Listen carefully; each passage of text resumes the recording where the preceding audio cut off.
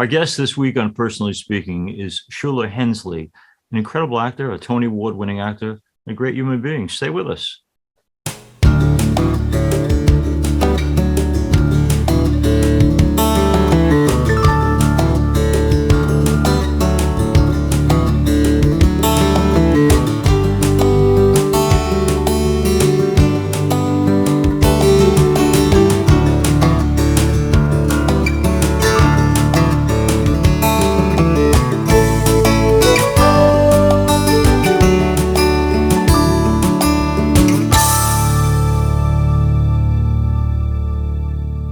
Hello and welcome to Personally Speaking. I'm your host, Msgr Jim Lisante, and Tony Award-winning actor Shuler Hensley joins me now.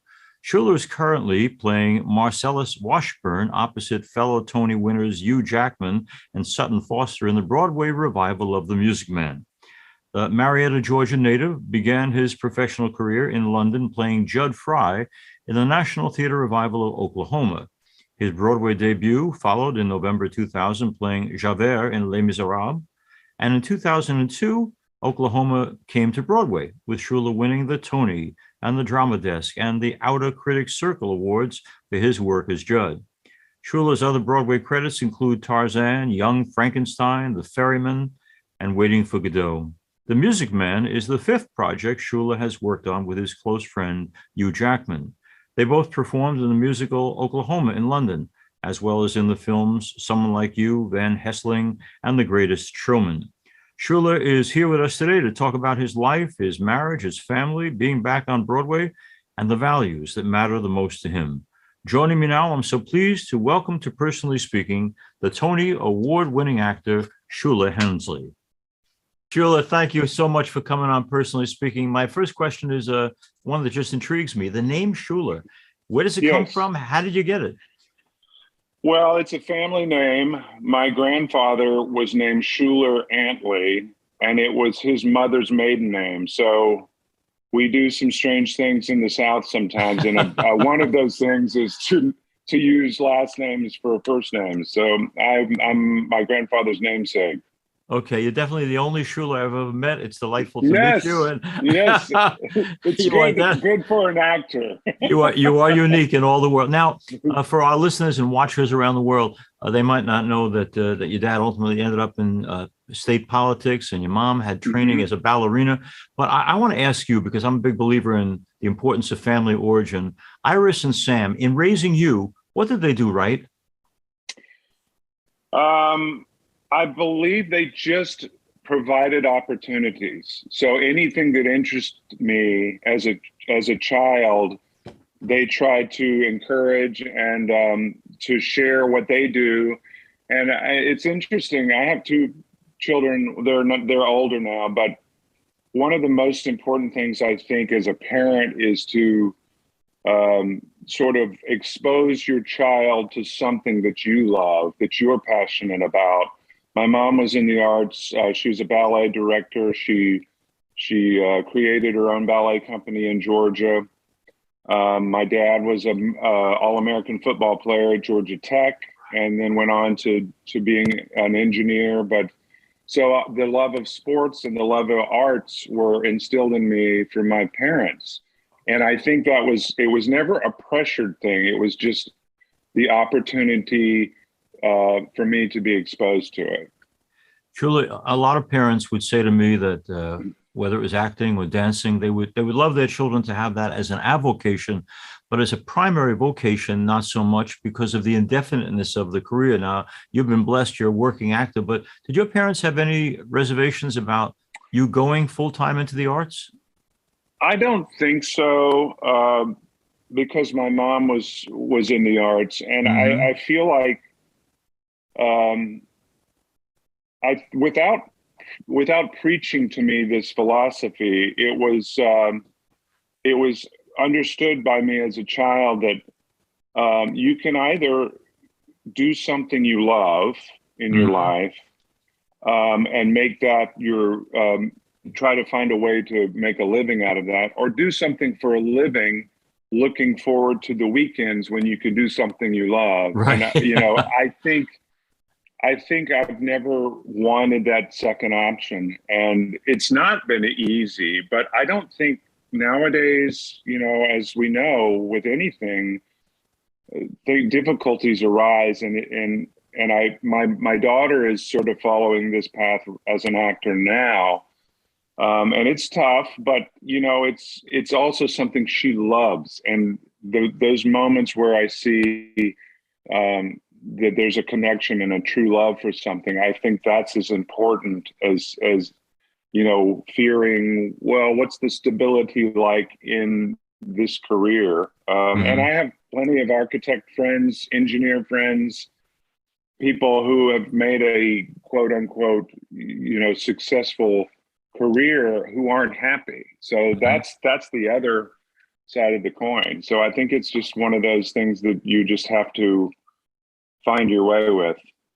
Schuler, I mentioned a moment ago that you are a pretty busy working actor through much of your career, but there's no actor I know who doesn't go through times of disappointment, rejection. When you are perfect for something but don't get it, how do you personally handle that? It's hard. I mean, I feel like this kind of career is more open to taking things personally as a reflection of the person I am, because you're putting yourself out there, you're putting yourself on tape, or you're going in a room and you're presenting, this is who I am, this is what I can offer this role. And when you don't get it, I mean, there is that element of well, they don't like me. I think over the years you tend to realize that it's such an interesting phenomenon, because it's taught me, that we talk about spirituality, but this kind of career has taught me a lot of the principles of spirituality, in that some of the people that I know who have succeeded in this business to the nth degree are also the people who have failed the most times. Okay. And, like my friend Hugh Jackman, who's in this show, he was a movie star, one of the nicest human beings. I've known him before he was Wolverine, before he had anything. And he's not changed. We've known each other 24 years, but he's got this mentality of, you know what, I'm going to give it a go. It's an Australian term, I'll give it a go, but it's sort of like that's the essence of him. And he'll give it a go, he'll fail, he'll give it a go, he'll fail, and eventually those things line up. So it's sort of walking that fine line between knowing that if you're in a business like this, or really any business, you're going to have all those moments where you don't get the job, you don't get the gig, you don't get this. But I think over the years, what's interesting is to try to learn something from that, because it helps you build character, and it helps you for the times that you do get the gigs.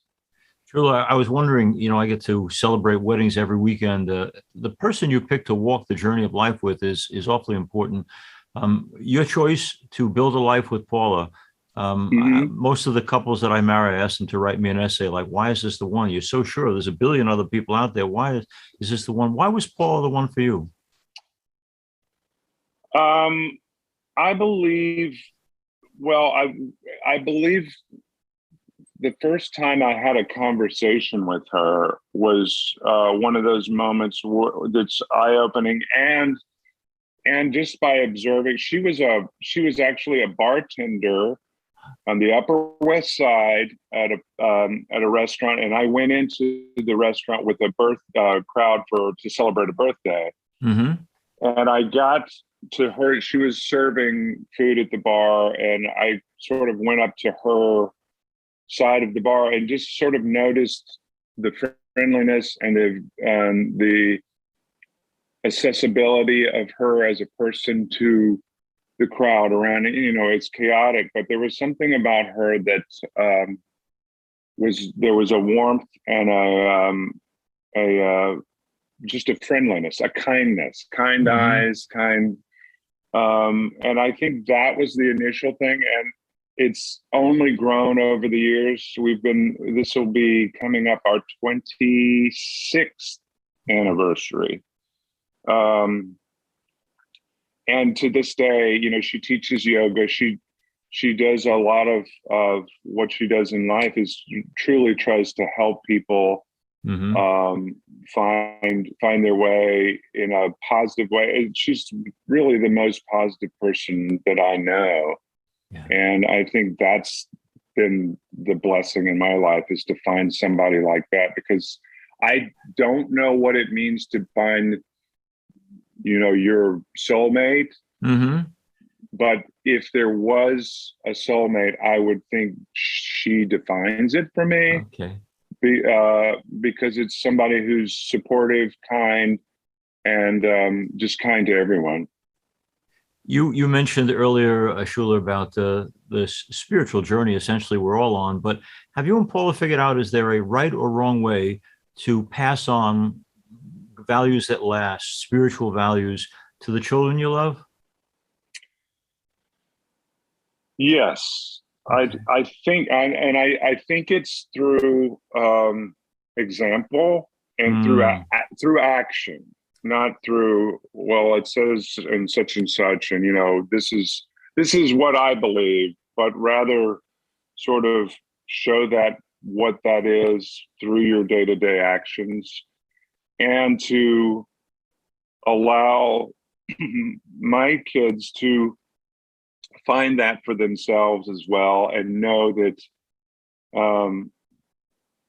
it's okay to make mistakes. It's okay to question things. It's okay to have those moments in your life where you're not sure, because that just, I think that sort of solidifies ultimately what your beliefs become. And going back to kindness, I honestly believe that if everything is based in being kind to each other, then that's the perfect foundation. I'm going to misquote, but I think Maya Angelou said something about there's never been a war started from someone being kind, and it's true, right? Yeah. The motto of my own parish here on Long Island is just those two words: kindness matters. And yes. you get that right, you've got it all right. Now, absolutely. Schuler, I've had the privilege of seeing you twice on stage, one for Oklahoma, but also for The Whale.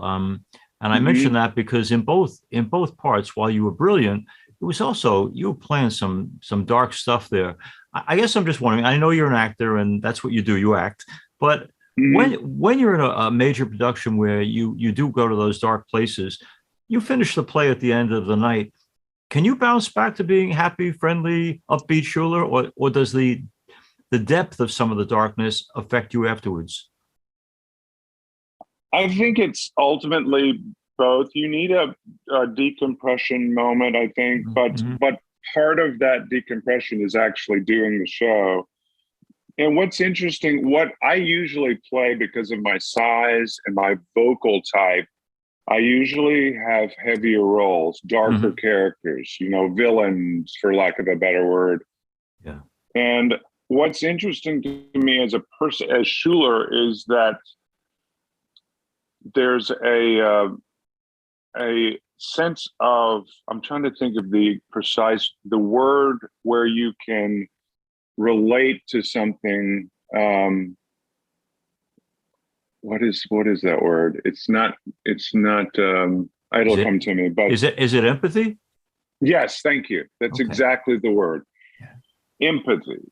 And to know that within all of us, there is a hero and there is a villain.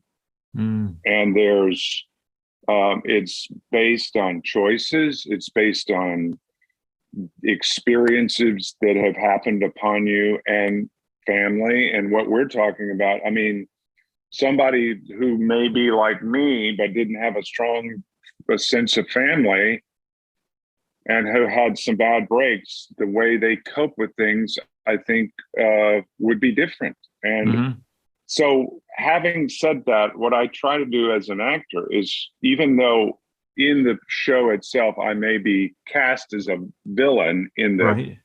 the storyline. I don't think anybody, and I've tried to research this, any psychopath, any really dark character, I don't think they really ever think of themselves as I'm the psychopath. Mm-hmm. The thing is, they think of themselves as being right and everyone else is wrong, which then I can relate to that because I've been in those situations where I know I'm right, I know you're wrong. We're a lot closer as human beings than we would like to believe, and Mm-hmm. I find that to be a great starting point.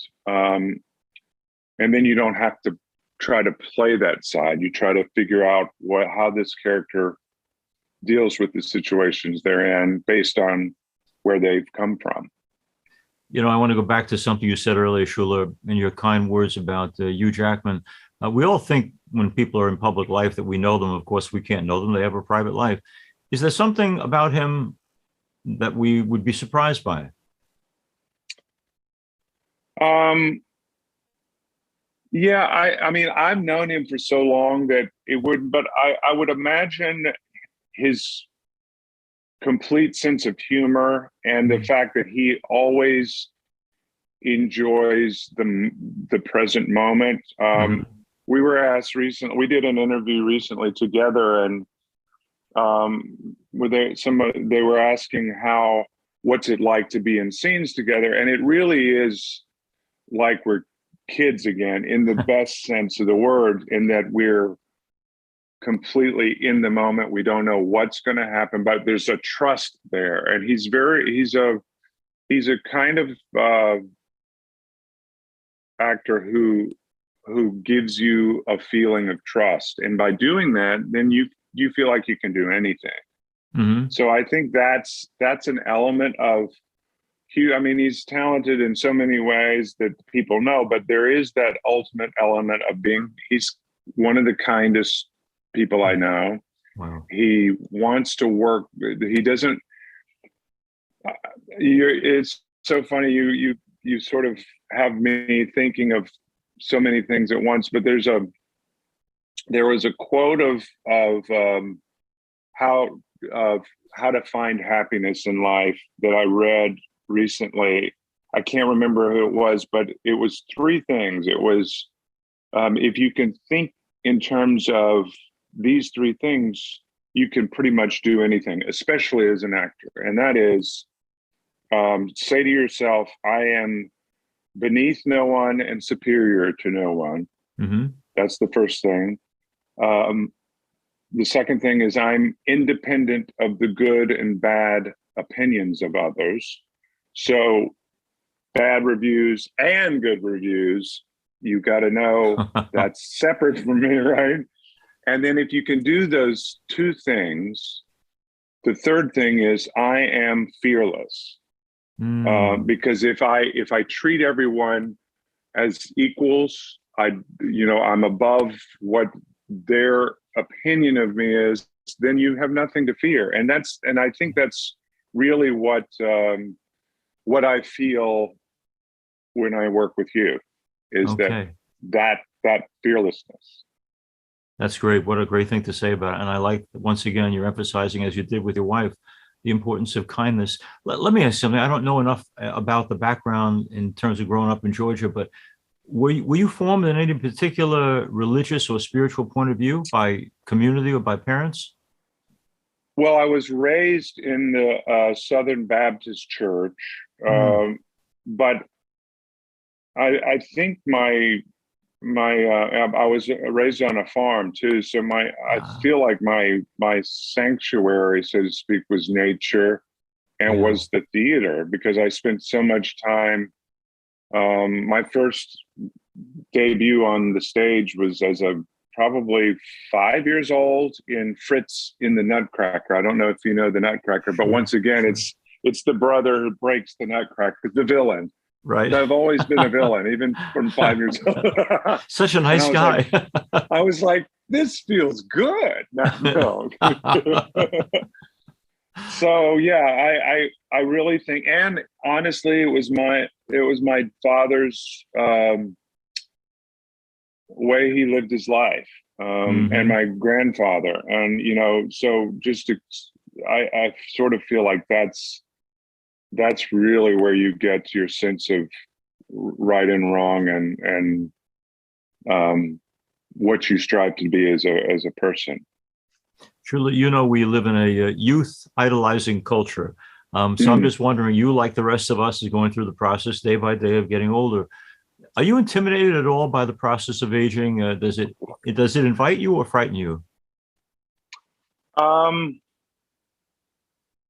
well, I feel it's funny. Somebody at the theater described me yesterday. Oh, my birthday was 2 days ago, so I turned Happy birthday. 55. Thank Okay. you. But they said that I was the oldest eighth grader they've ever met, in Yeah. that in That's a that great compliment. Yeah. I still feel like I'm a kid, Hmm. but with the experiences we've had. So the body now, you get out of bed and you pull a muscle sleeping, and you're like, whoa, how did that happen?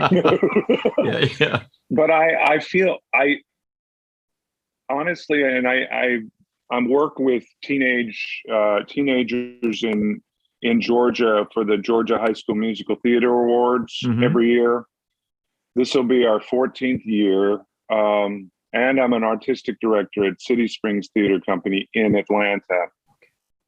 So I feel like it's sort of a full circle thing where I'm also an actor, but I'm also knowing that I want to give back and sort of share what I've learned, if I knew then what I know now, kind of thing. Hmm. And I feel like that keeps me feeling relevant, if that Yeah, makes sense, yeah. and not necessarily relevant, but useful and helpful Hmm. to others. So by doing that, I feel like it's just an evolution rather than I'm coming to the end of, I'm getting too old to do something. I'm just, trying to find what I can do with being the age I am, if that makes sense. No, makes perfect sense. Sure, I was happily surprised to see a number of the charities that you've helped over time, including things like UNICEF and Covenant House. But I just wonder, not everyone is built that way. Some people are just selfish. Some people say, "I want to try to be a little selfless." Do Yeah. you know where it came from in you, that concept of, as you just said a moment ago, the importance of giving back? Um, well, I think my parents always stressed that my grandfather, my mother's father, was a superintendent of schools for 50 years. The teacher mentality of truly giving back, I think, and my mother was a ballet teacher. Hmm. So I think that was the feeling of, um, the underlying feeling of that. But honestly, I have to say the people who say they want to try to, do be less be selfless. Hmm. True giving on a very basic level makes you feel good. Uh, So it's not if you can turn it where it's not about being selfless, you can still be selfish in the way it makes you feel, and thus mhm. it provides even more service to others. So in other words, when I work with these kids in Georgia Right. and I see some teenager who goes on stage, a big, huge world-class theater stage for the first time, and looks out and sees the lights and is speechless, I can remember what that felt like when I did it. And it makes me so excited. And it makes me realize that's why I got started in this in the first place. Hmm. So there is a true joy that you get by helping others. Yeah. There's something to that, because if there wasn't, it would be an impossibility. Yeah. Surely you mentioned about the critics both accepting the negative and the positive, but when I preach a mass on Sunday, um, 10 people out the back door can say they loved it, but the one guy who says, I thought that was awful, is going to stay with me. Have you Hmm. developed the ability or the skin to be able to say, when you do hear the critical or the negative, I can deal with that. I'm not going to take it personally. I'm not going to let it bring me down. Yes and no. I mean, Mhm. I think if I was really being honest, like anyone else, I don't enjoy hearing criticism. Mhm. But I think as you go through life and as you go through like a career that I've had, that just comes with the territory. I want to thank Shuler Hensley for being with us and personally speaking. He is a magnificent actor, a stunning actor in so many ways. I've been privileged to see him on stage. But what I love about this interview is he's a dedicated dad and husband and human being and friend who's loyal and true. And he's always open to learning and growing. And really, Shuler, you're an amazing man in so many ways. You're a spiritual guy. You're a positive guy.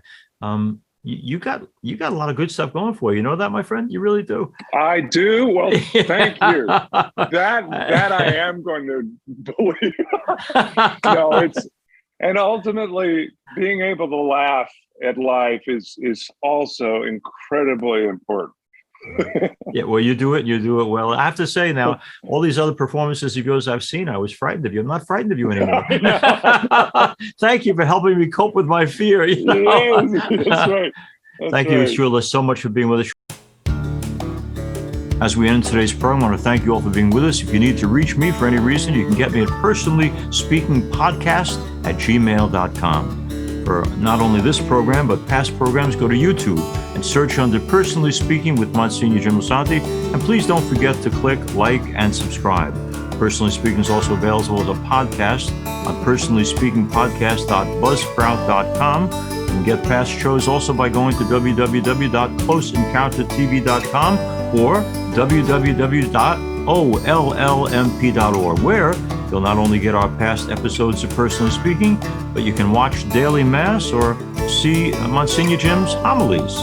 Personally Speaking is also on Facebook at Personally Speaking with Msgr Jim Lisante. We're also now on Instagram at Personally Speaking Podcast. Please share and let others know about Personally Speaking. I'm privileged to serve as host and executive producer, Personally Speaking. Our producer is Lisa Jandovitz. Thanks so much for joining us. We'll be with you again next time on Personally Speaking.